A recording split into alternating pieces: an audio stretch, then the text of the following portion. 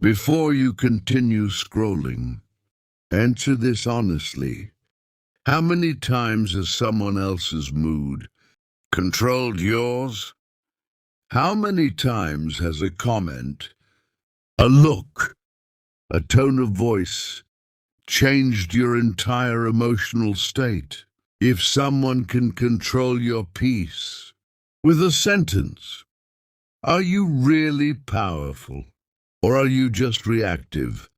Tonight, we're dismantling one of the biggest illusions people carry about themselves. You think you're strong, but if you can be provoked, offended, or shaken, your strength is conditional, and conditional strength is not strength at all. This is not about becoming cold, not about becoming numb. This is about becoming untouchable, not emotionally dead, emotionally sovereign. Number one, the illusion of emotional power. Picture this, a single sentence, spoken casually, almost carelessly, and yet it changes your entire internal climate. Your shoulders tighten, your jaw stiffens, your heartbeat shifts rhythm. You smile, but it isn't real. You nod, but something inside you is burning. And in that moment, you think you're in control, but you're not. Now pause. What just happened? Nothing physical struck you. No weapon was drawn. No chains were placed around your wrists. And yet you felt captured. Why? Because the human mind is easily persuaded to surrender control. Most people believe they are strong, but observe them closely. One criticism, and their mood collapses. One disagreement, and their identity trembles. One perceived slight, and their peace evaporates. Is that strength? Or is that emotional dependency disguised as personality? We live in an era where reaction is normalized. Outrage is fashionable. Sensitivity is celebrated. Being triggered is worn like a badge of authenticity. But Stoicism asks a different question. What if your reactions are not proof of depth, but evidence of unconsciousness? Marcus Aurelius ruled the most powerful empire in the world. He faced betrayal, war, plague, political sabotage. And yet in his private writings, he reminded himself, "You have power over your mind, not outside events. Realize this and you will find strength." Notice what he did not say. He did not say, "Control people, silence critics, make the world softer." He said, "Control your mind, because the moment your internal state depends on external behavior, you are no longer sovereign. You are negotiable, and anything negotiable can be manipulated." Let us go deeper. When someone disrespects you, what truly happens? Sound waves travel through air. Your ears translate them. Your brain interprets them. Then interpretation becomes narrative. They think I'm inferior. They don't value me. They're trying to embarrass me. But notice carefully. Those are not facts. Those are conclusions. Your nervous system reacts not to reality, but to interpretation. This is the illusion. You believe the event hurt you. In truth, the meaning you assigned to the event did. Two individuals can receive the exact same criticism. One grows, the other resents. The criticism was identical. The internal framework was not. So the real question is not, how do I stop people from offending me? The real question is, why am I so easily offended? This is uncomfortable because it removes the villain. It places responsibility back where it belongs, inside you. Most people resist this idea because if others control your emotions, you are justified in your instability. But if you control your emotions, then instability becomes a skill issue, and that is harder to accept. Emotional untouchability is not coldness. It is not apathy. It is not suppressing feeling. It is the disciplined refusal to surrender your internal state to temporary stimuli. Think of a mountain. Storms hit it relentlessly. Rain does not ask permission. Wind does not negotiate. Yet the mountain does not panic. It does not defend itself against weather. It remains stable, grounded, rooted in something deeper than surface disturbance. Most humans live like leaves, blown by every gust of opinion, lifted by praise, crushed by criticism. Is that how you want to live? Reactive, unstable, dependent on approval? Or do you want something stronger? Let me ask you something directly. How much of your peace is conditional? Conditional on being respected? Conditional on being understood? Conditional on being agreed with? If your peace requires favorable conditions, it is fragile. True power begins when peace is unconditional, when you no longer require the world to behave in order for you to remain composed. Epictetus said, "It is not what happens to you, but how you react to it that matters."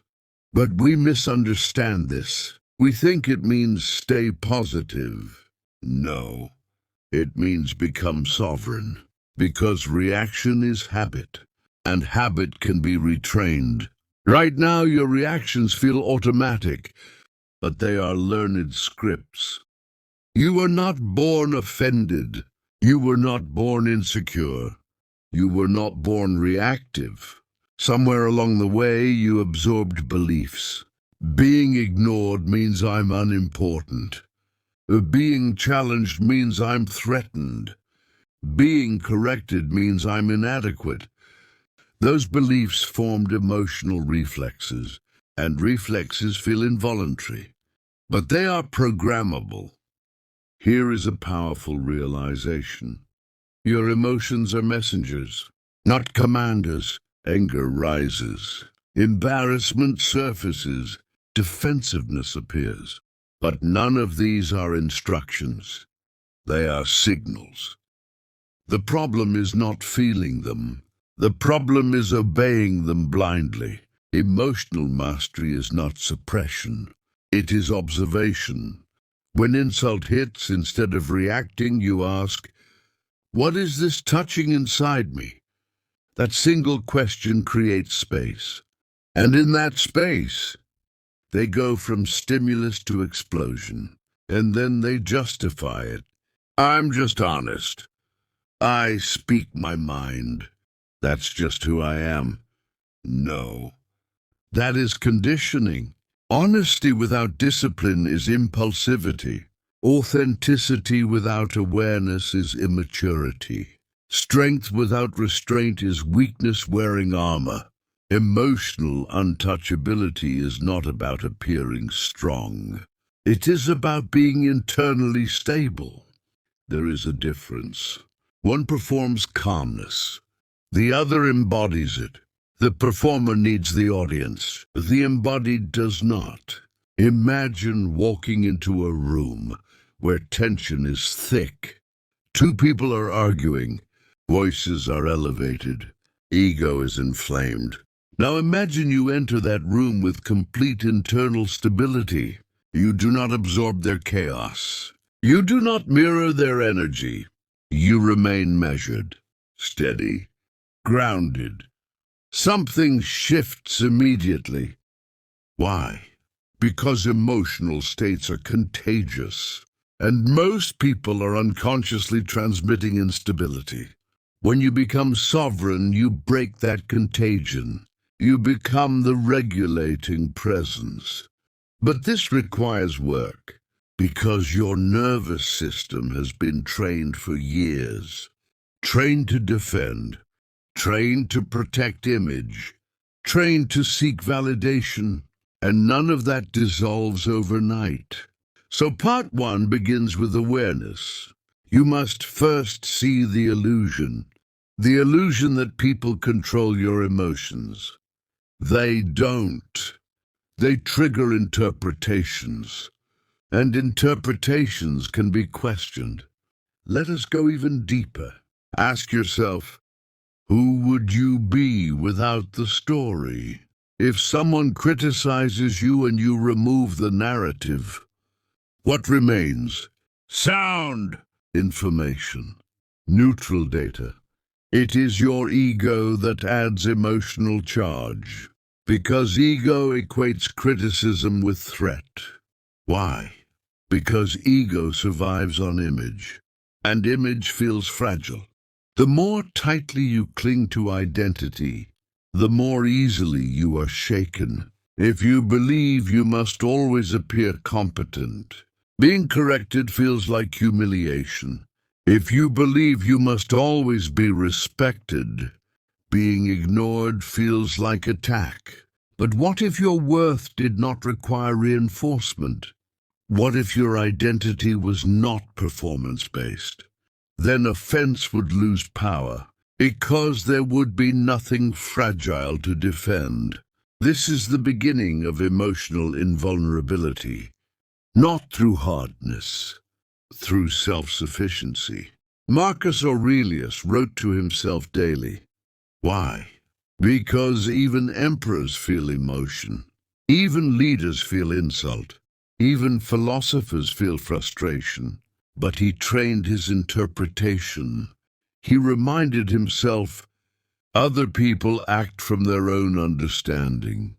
Their ignorance is not your injury. Their projection is not your identity. Their behavior reflects them, not you. When you truly internalize this, half of your anger dissolves. You stop personalizing everything. You stop assuming intention. You stop turning inconvenience into attack. And slowly, you become harder to disturb, not because life softens, but because you harden in the right way. Internally, stability is not dramatic. It is quiet. It is invisible. It is built in private, in moments where you feel the surge and choose not to obey it. In moments where you want to retaliate and choose composure instead. That is strength, and it compounds. The more you practice observation over reaction, the more distance you create between stimulus and response. And in that distance lives your freedom. Part 1 is simple but foundational. No one controls your emotional state. They never did. You gave them that authority, and what is given can be reclaimed. The moment you stop blaming others for your internal instability, you begin the path to sovereignty. The mountain does not argue with the storm. It endures it. It remains. And so can you. Number 2, the hidden architecture of your reactions. You think you react to the present moment. You don't. You react to the past stored inside you. Every sharp response, every surge of anger, every defensive tone is rarely about what just happened. It is about what has happened before. The human nervous system is not designed for philosophical clarity.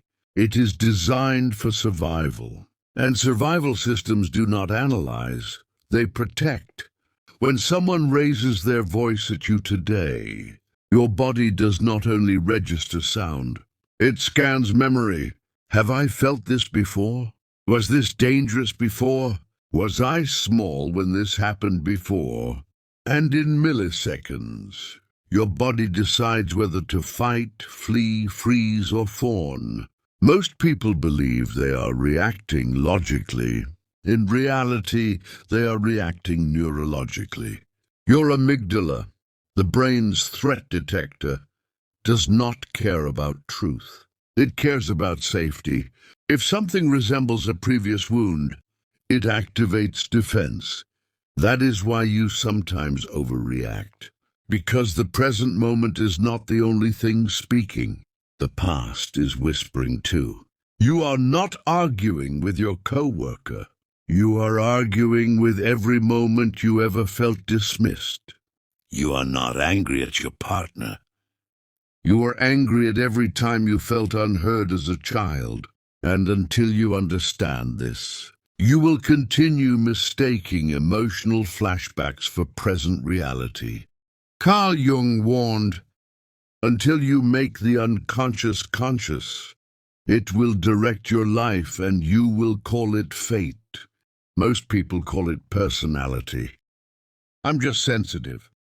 I have a short temper. I don't tolerate disrespect. But beneath those labels are unresolved narratives. Let us examine how this architecture forms. When you were young, you interpreted experiences without the maturity to contextualize them. If you were criticized harshly, you may have concluded, "I am not enough." If you were ignored emotionally, you may have concluded, "I must earn attention." If love felt conditional, you may have concluded, "My worth depends on performance." These conclusions became beliefs. Beliefs became identity. Identity became defense mechanisms. Now, years later, someone makes an offhand comment, and it hits the belief, not the present. The belief. That is why the intensity feels disproportionate. Because it is not one moment. It is a chain reaction. And most people never interrupt it. They let their unexamined architecture dictate their emotional climate. Stoicism does not deny emotion. It demands examination. Epictetus taught that events themselves are neutral. It is our judgments that disturb us. Notice the word judgments. A judgment is not automatic truth. It is interpretation filtered through belief. If your belief is "I must always be respected," then any minor slight becomes an existential threat. If your belief is "being wrong makes me inferior," then correction becomes humiliation. But what if those beliefs are flawed? What if they were survival strategies that no longer serve you? Imagine building a fortress as a child to survive emotional storms. That fortress protected you. It was necessary. But now you are an adult, and that same fortress isolates you. Every time someone approaches with challenge, your walls rise. Not because they are dangerous, but because your system was trained to expect danger. Emotional untouchability requires dismantling outdated defenses, not suppressing them, understanding them. You must become a psychologist of your own mind. Ask yourself, what belief is being threatened right now? Not what did they say. What did it mean to me? There is always a deeper layer. For example, someone says you could have done better. Surface reaction, anger. Deeper meaning, they think I'm incompetent. Deeper still, if I'm incompetent, I lose worth. Now we are at the root. The fear is not about performance. It is about worth. And worth tied to performance is unstable. Because performance fluctuates. True stability emerges when worth is intrinsic. Marcus Aurelius reminded himself daily, "You are a soul carrying a corpse." A harsh line. But its purpose was grounding. Strip away ego. Strip away image. Strip away social standing. What remains? Character. Virtue. Choice. These cannot be insulted. Only your opinion of yourself can. When you internalize that, Insults lose gravity. Let us go further. There are 4 primary ego defenses that keep you emotionally reactive: projection, rationalization, deflection, attack. When criticized, instead of examining, you project, "They're insecure. They're jealous. Maybe, but maybe not." When confronted with discomfort, you rationalize, "I had no choice. That's just how I am." When faced with truth, you deflect. "What about when you did this?" And when threatened, you attack. These mechanisms feel powerful, but they are shields, and shields imply fear. A sovereign mind does not require constant shielding.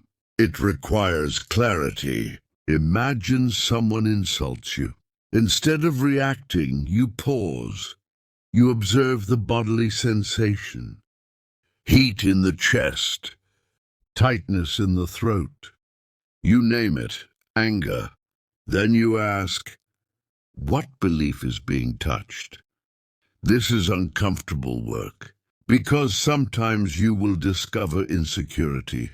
Sometimes you will uncover ego attachment.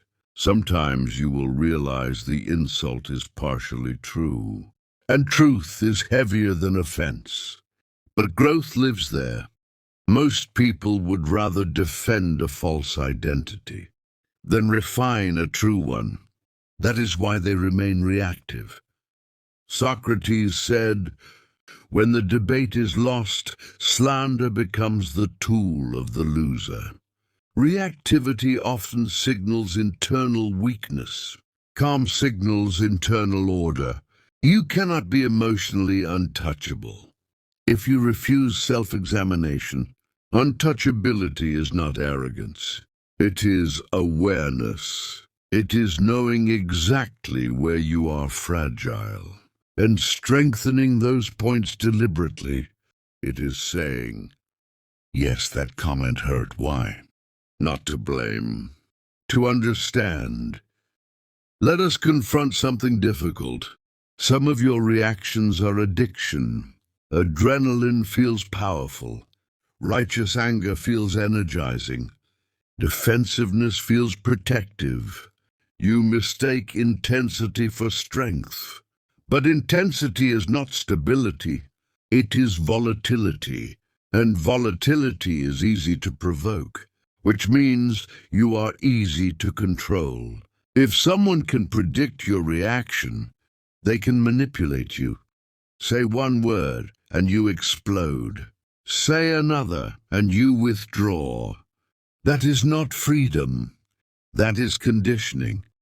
The Stoic seeks independence from manipulation, and manipulation begins where emotional predictability exists. To dismantle the architecture of reactivity, you must identify recurring triggers, trace them to core beliefs, challenge the validity of those beliefs, replace them with grounded principles. For example, old belief: if someone disagrees, they disrespect me. Challenge: is disagreement inherently disrespect? Replace: disagreement is information, not threat. New emotional response: curiosity instead of anger. This is cognitive restructuring, but Stoics practiced it long before psychology named it. They rehearsed adversity mentally. They visualized insult. They prepared interpretation in advance. Why?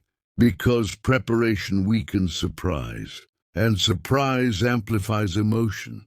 When you expect imperfection from others, you are not shocked by it. Marcus Aurelius wrote, "Begin each day by telling yourself, 'Today I shall meet interference, ingratitude, insolence,' not to become pessimistic, to become prepared. If you expect people to always validate you, you will live in constant disappointment. If you accept that humans are flawed, Their behavior stops feeling personal. The architecture begins to loosen, and slowly your reactions soften, not because you feel less, but because you understand more. Emotional untouchability is not detachment from humanity. It is detachment from illusion, the illusion that others define your internal state, the illusion that offense equals injury, the illusion that ego equals identity. Part 2 demands courage, because now you see the enemy was never external. It was unconscious architecture. An architecture can be redesigned, but only by the one living inside it. You. Number 3. Ego, identity and the fragility of self. There is something more dangerous than failure, more destructive than poverty, more imprisoning than circumstance. It is the illusion of who you think you are. Most people do not suffer because life is harsh. They suffer because their identity is fragile. And a fragile identity must constantly be defended. This is the domain of ego, not confidence, not self-respect. Ego. Ego is the voice that whispers, I must be admired. I must be right. I must not look weak. I must win this argument. I must protect my image. And the moment someone threatens that image, the ego ignites. Anger, defensiveness, jealousy, resentment. Not because truth was attacked, because identity was touched. Epictetus understood this deeply. He taught that we confuse what we have with what we are. You have wealth, you are not wealth. You have status, you are not status. You have a body, you are not merely the body. You have opinions, you are not your opinions. But when these externals become fused with identity, you become fragile. Because externals are unstable, and anything unstable cannot safely hold your sense of self. Imagine someone insults your job. If your identity is built on your profession, you feel attacked. Imagine someone questions your intelligence. If your identity is built on being the smart one, you feel threatened. Imagine someone surpasses you. If your identity depends on superiority, you feel diminished. The ego is not strength. It is dependence. Dependence on validation. Dependence on comparison. Dependence on being perceived a certain way. And this dependence creates fear. Fear of failure. Fear of criticism. Fear of being exposed. Fear of not being enough. This is why so many people perform instead of live. They curate themselves. They speak carefully, not to be truthful, but to be approved. They work hard, not for excellence, but for applause. They argue, not to discover truth, but to win. And they suffer endlessly because the audience never sleeps. The Stoic path cuts through this illusion. Marcus Aurelius, Emperor of Rome, one of the most powerful men alive, wrote reminders to himself, like a man fighting inner chaos. You could leave life right now. Let that determine what you do and say and think. Why would an emperor write that? Because even emperors are vulnerable to ego. Power magnifies it. Influence inflates it. Praise feeds it. But Stoicism demands something radical. Detach identity from externals. If someone insults your body, does it damage your character? If someone mocks your income, does it diminish your virtue? If someone questions your success, does it alter your integrity? If not, then what exactly was harmed? Only image, and image is smoke. The ego thrives on illusion. It creates a persona, a mask, and then forces you to defend that mask at all costs. But here is the tragedy. The more you defend a mask, the further you drift from yourself. You begin making decisions to protect reputation instead of pursuing truth. You avoid growth because growth requires admitting ignorance. You avoid apology because apology feels like weakness. You avoid vulnerability because vulnerability threatens the performance. And slowly you become imprisoned by your own projection. The Stoic ask a terrifying question. Who are you without praise? Who are you without titles? Who are you without comparison? Strip away your job, your social standing, your possessions, your online persona. What remains? That is where identity must be anchored. Character. Nothing else? Not personality, not charm, not success. Character. Integrity when unseen, restraint when provoked, courage when afraid, justice when tempted, wisdom when emotional. That is stable identity. Because no one can remove virtue from you without your permission. Everything else can be taken. Reputation can collapse overnight. Fortune can vanish. Health can deteriorate. People can turn. If your identity rests there, you will collapse with them. But if your identity rests in your moral choices, you remain unshaken. This is why Stoicism is ruthless with ego. It exposes it. Watch your reactions. When do you feel most defensive? When do you feel most insecure? When do you feel the urge to prove yourself? That is ego revealing attachment. Attachment to an image you fear losing. And here is the deeper layer. The ego often disguises itself as ambition. You tell yourself you want success, but what you want is recognition. You tell yourself you want to improve, but what you want is superiority. You tell yourself you want respect, but what you fear is insignificance. This fear drives constant comparison, and comparison is poison.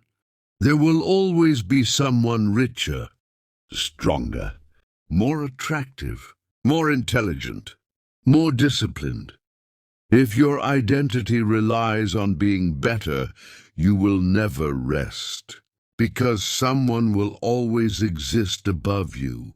The Stoic refuses this race. They compete only against their previous self. They measure growth in virtue, not applause.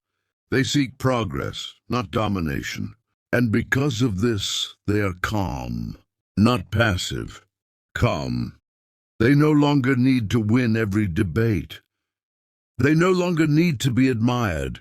They no longer need to appear invincible.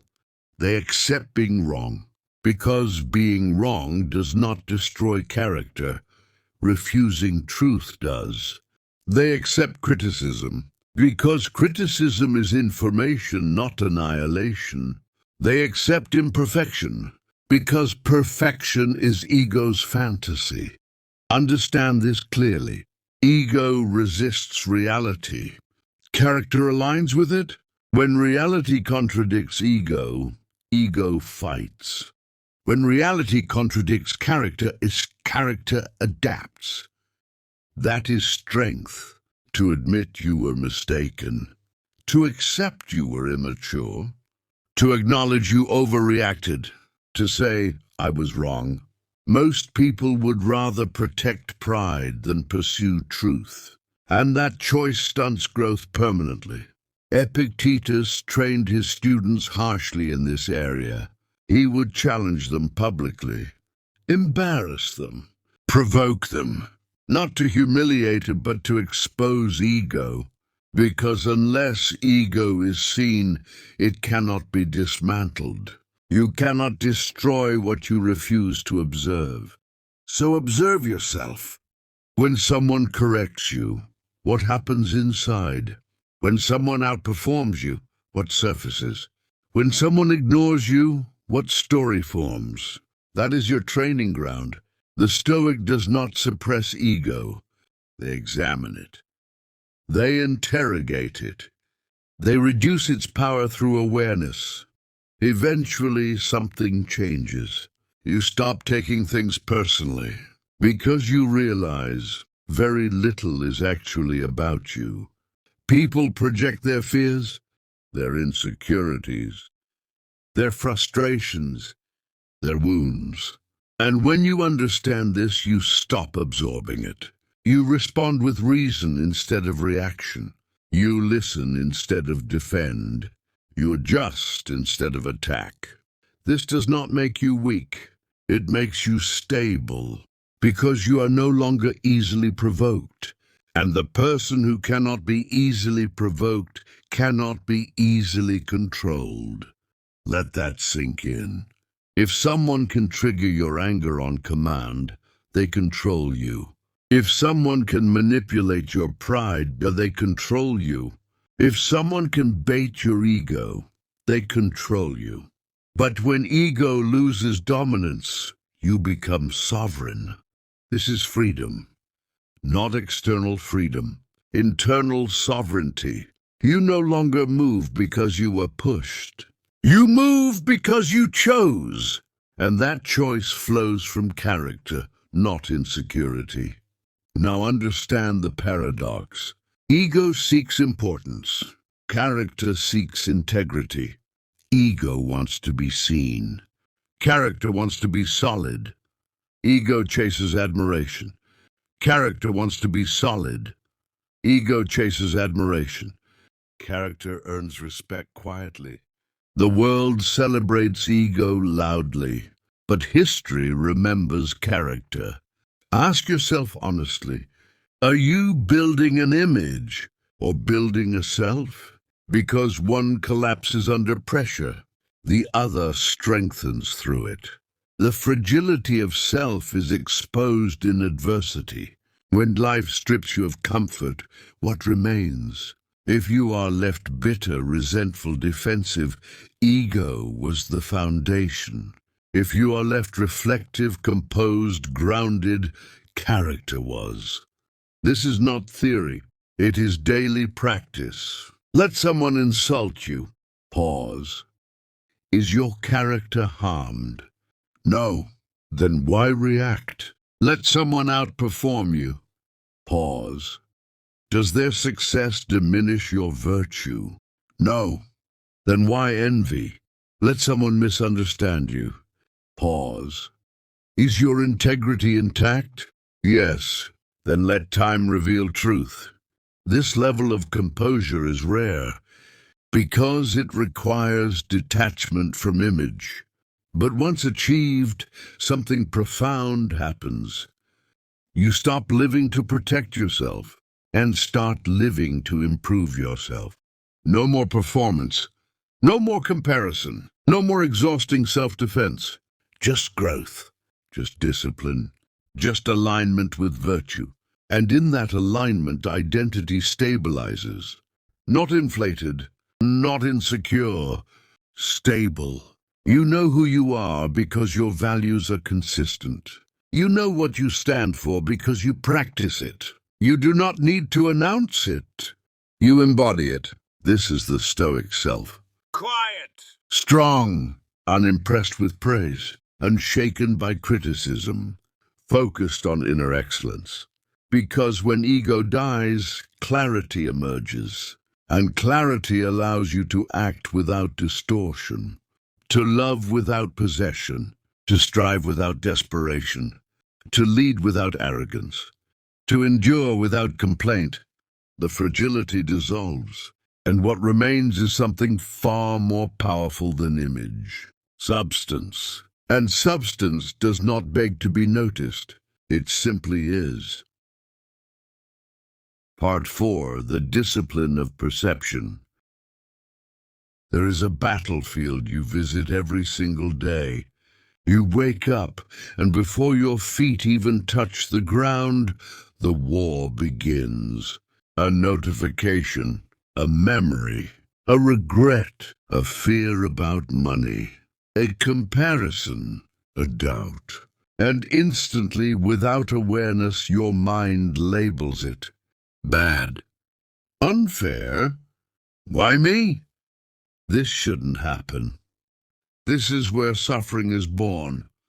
Not in the event, in the interpretation. Epictetus said something terrifyingly simple. Men are disturbed not by things, but by the views they take of them.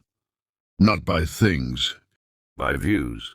Your entire emotional life is governed not by reality, but by perception. And perception is a choice. But most people never realize they are choosing. They think they are reacting to reality. In truth, they are reacting to a story. Let me show you how this works. You lose money. The fact, money is gone. The story, I am failing. You get rejected. The fact, someone said no. The story, I'm not good enough. Someone insults you. The fact, air vibrations left their mouth. The story, I've been disrespected. I must defend my ego. The Stoic sees this split clearly. Fact, interpretation. They refuse to fuse them. This is the discipline of perception. It is the first gate of freedom. Because if you control perception, you control emotion. And if you control emotion, you control action. And if you control action, you control destiny. Most people are emotional slaves. They say, I can't help how I feel. The Stoic says, feelings follow judgments. Change the judgment, and you transform the feeling. This is not suppression. It is precision. You do not lie to yourself. You simply question the narrative. Is this event truly catastrophic, or is my ego reacting? Is this really an insult, or is it my pride screaming? Is this loss permanent, or is it a lesson disguised as pain? Marcus Aurelius practiced this relentlessly. When betrayed, he asked, is this within my control? When insulted, he asked, does this harm my character? When facing death, he asked, is this natural? Every event passed through reason, not impulse. Most people let emotion be judge, jury, and executioner. The Stoic appoints reason as ruler. But this requires brutal self-honesty, because your mind is addicted to drama. It wants outrage. It wants self-pity. It wants to feel special through suffering. To practice the discipline of perception is to wage war against your own ego. You must catch the thought before it solidifies, before it becomes identity, before it becomes this is just how I am. You lose something valuable. Pause. Say internally, this is an impression, not truth. That single sentence creates space, and in that space, power is born. Power over yourself. The world will not become softer. People will not become kinder. Circumstances will not align perfectly. But your interpretation, that is sovereign territory. Guard it like a fortress.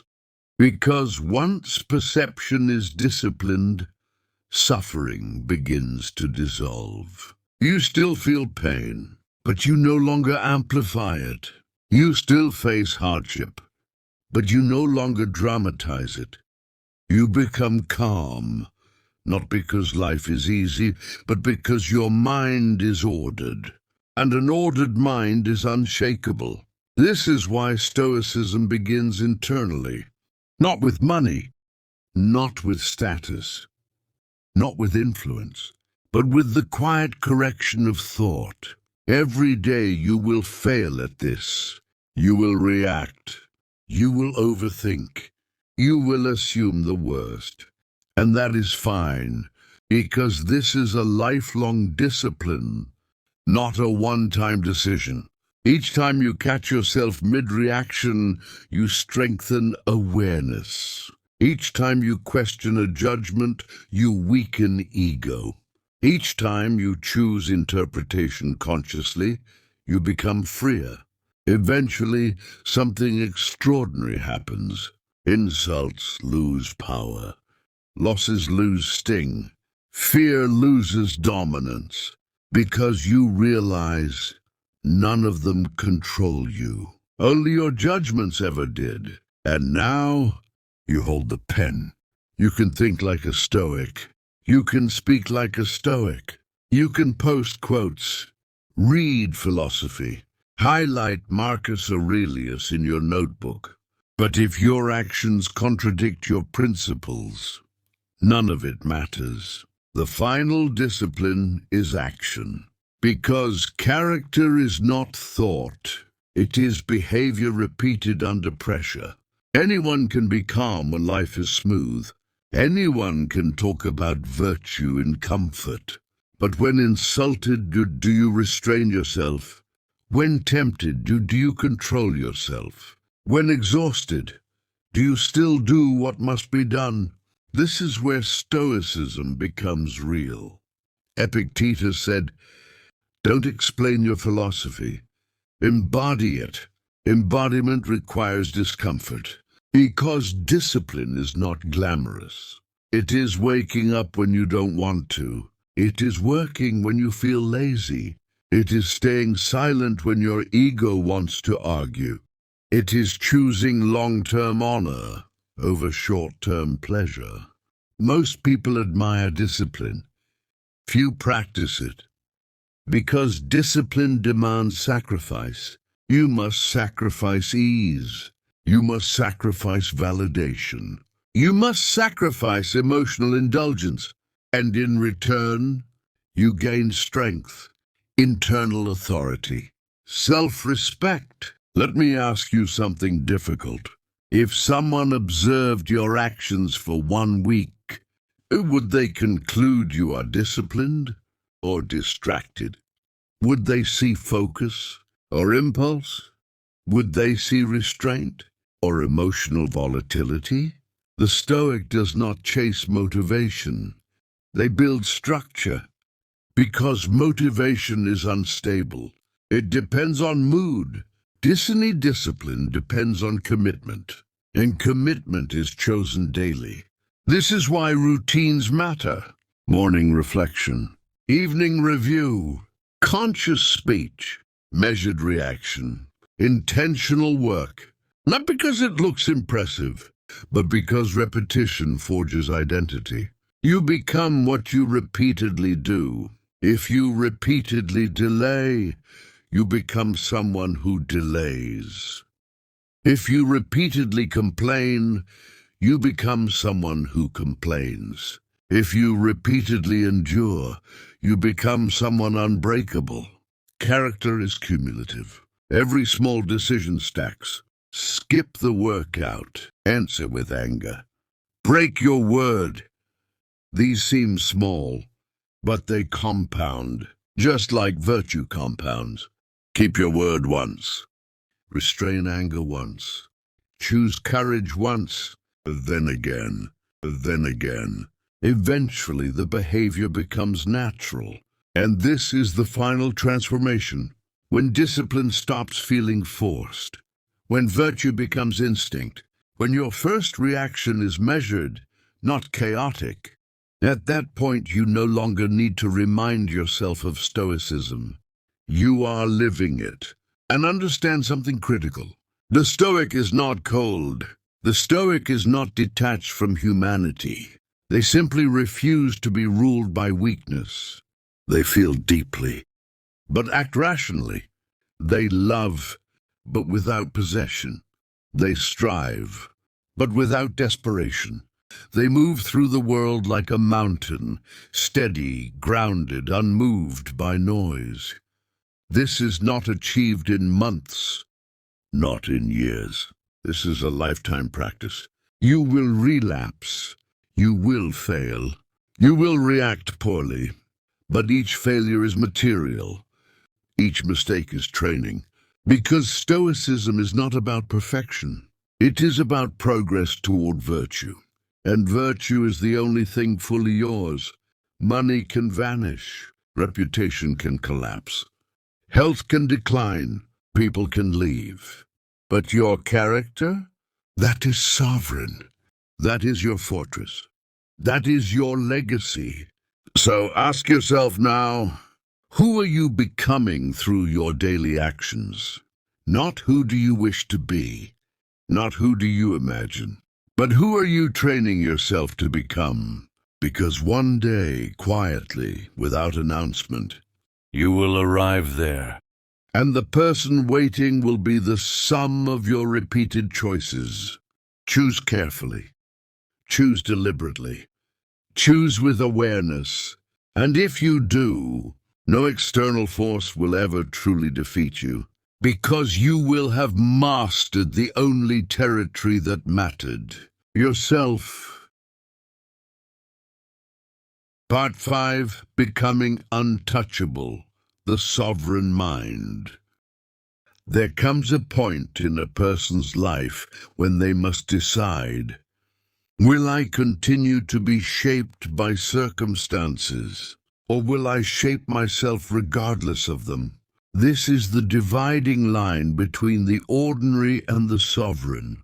Up to this point, we have dissected control, ego, perception. We have stripped illusions. We have exposed fragility. But none of it matters unless it culminates in transformation. Because Stoicism is not intellectual decoration. It is architecture. It is the deliberate construction of an inner fortress, so stable that chaos outside becomes background noise. To become untouchable does not mean you feel nothing. It means nothing owns you. Read that again. Untouchable does not mean invincible. It means unowned. Most people are owned by praise, owned by fear, owned by money, owned by desire, owned by comparison, owned by opinion. Pull one string and they move. Insult them and they burn. Tempt them and they fold. Threaten their status and they panic. This is not strength. This is reactivity. And reactivity is slavery. The sovereign mind is different. It responds. It does not react. It chooses. It is not compelled. It stands. It does not flinch. But this state is not granted. It is forged. And forging requires fire. If you want to become untouchable, you must deliberately enter discomfort. Not reckless suffering. Not self-destruction, but voluntary friction. Epictetus was born a slave. He knew chains physically before he broke them mentally. He understood something most comfortable people never grasp. If you only practice strength when life is smooth, you are weak. The sovereign mind trains under resistance. You wake up when you do not want to. You work when motivation fades. You endure criticism without defending ego. You remain silent when insulted. You act with integrity when no one is watching. This is how you detach from emotional dependence. Comfort breeds fragility. Discomfort builds capacity. When you choose difficulty voluntarily, fear begins to lose its teeth. Cold shower, hard conversation, early morning discipline, financial restraint, physical exertion.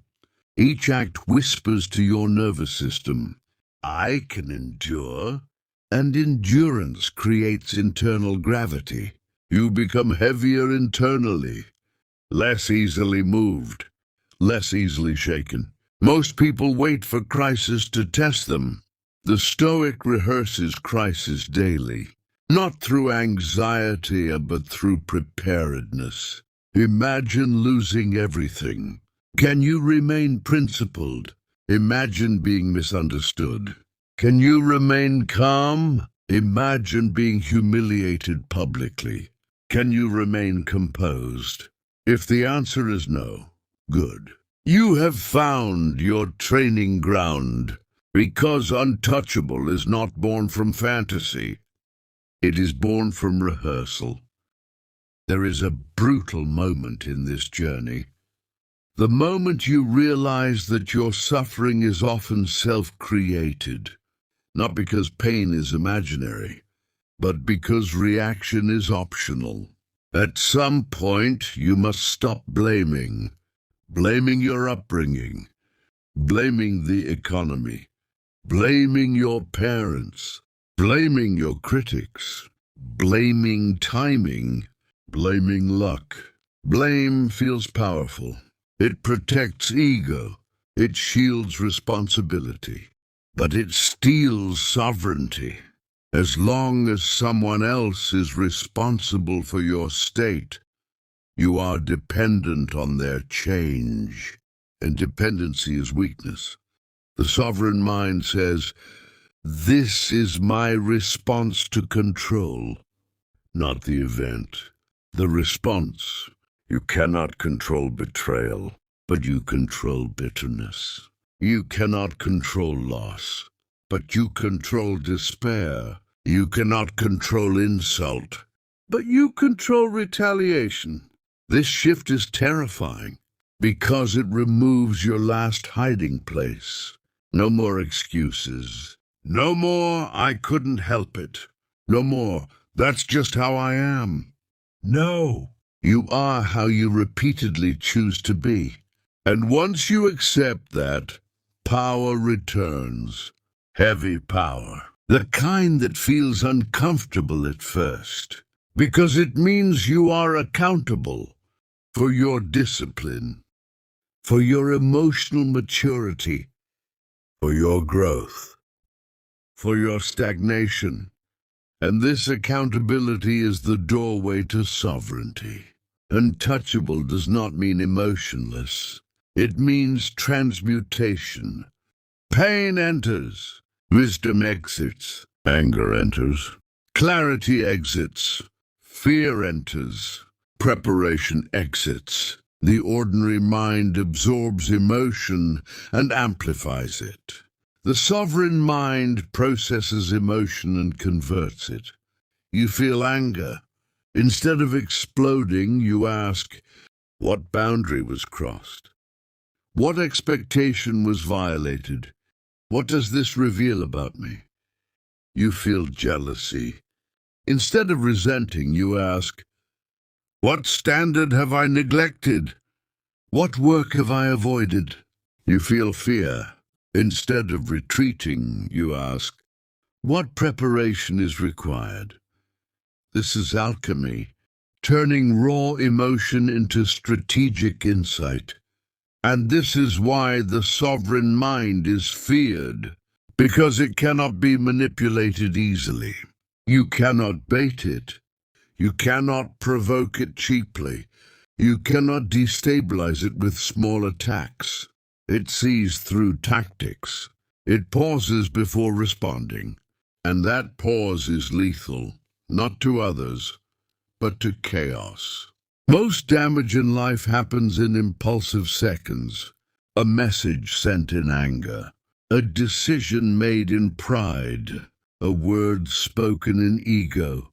The sovereign mind inserts space between stimulus and action. And in that space, character chooses. That space is mastery. To become untouchable, you must detach from immediacy. Most people are enslaved by the present moment's emotional intensity. They want relief now, validation now, revenge now, recognition now. But the Stoic stretches time. Marcus Aurelius constantly zoomed out. He would imagine centuries passing, empires falling, generations forgotten, and ask, does this matter? This perspective shrinks ego instantly. That insult temporary, that embarrassment forgotten, that failure a dot in history. The sovereign mind operates from decades, not days. It asks, who am I becoming in 5 years if I react this way? Because every reaction compounds. React with anger repeatedly, you become volatile. React with restraint repeatedly, you become formidable. React with self-pity repeatedly, you become fragile. React with responsibility repeatedly, you become grounded. Untouchable is not a mood. It is accumulated behavior over time. It is identity forged through thousands of small disciplined decisions. One of the final chains to break is approval. As long as you crave applause, you can be controlled. Praise becomes a leash. If someone can reward you emotionally, they can manipulate you. The sovereign mind appreciates respect, but does not depend on it. It does not shrink when ignored. It does not inflate when praised. It remains centered. This neutrality is misunderstood. People may call you cold, detached, unimpressed. But what they are seeing is stability. When applause fades, you continue. When criticism rises, you continue. When attention shifts, you continue, because your engine is internal, driven by principle, not audience. This is rare, because most identity is externalized. But once internalized, something profound happens. You stop performing and start building. Picture a storm. Winds violent, waves crashing, noise everywhere. Most people are like leaves in that storm, tossed, spun, carried by emotional wind. The sovereign mind is the mountain beneath it. The storm still rages, but it does not move the foundation. This calm is not passive. It is active composure. You can lead in crisis. You can decide under pressure. You can absorb insult without cracking, because your nervous system has been trained, your perception disciplined, your ego reduced, your actions aligned. This is integration, philosophy embodied. You no longer quote Stoicism. You operate from it, and when this happens, others feel it. You speak slower. You move deliberately. You do not rush to defend yourself. You do not rush to prove yourself. You do not rush to attack. There is gravity in you, and gravity commands space without force. Becoming untouchable is not about dominating others. It is about mastering self. You can still lose money. You can still face betrayal. You can still endure illness, but you cannot be psychologically conquered. And that is the highest form of power available to a human being. So ask yourself honestly, if everything external was stripped tomorrow, who would remain? Would you collapse into resentment? Or stand rooted in principle? Would you panic or assess calmly? Would you blame or adapt? Because the sovereign mind is not built in comfort. It is constructed daily, through restraint, through discipline, through awareness, through repetition. You will fail. You will relapse into ego. You will react emotionally. Good. That is material. Each failure is exposure. Each exposure is instruction. Each instruction is strengthening. Until one day you notice something subtle. Situations that used to shake you don't. Criticism that once burned fades. Temptations that once controlled lose grip. You are not numb. You are stable, and stability is freedom. This is the sovereign mind, untouchable not because nothing touches it, but because nothing owns it.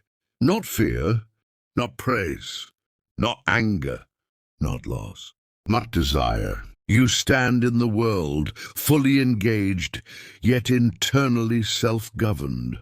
That is Stoicism completed. That is philosophy incarnated. That is power without noise. And once you reach this state, no one can take it from you, because it was never given. It was built.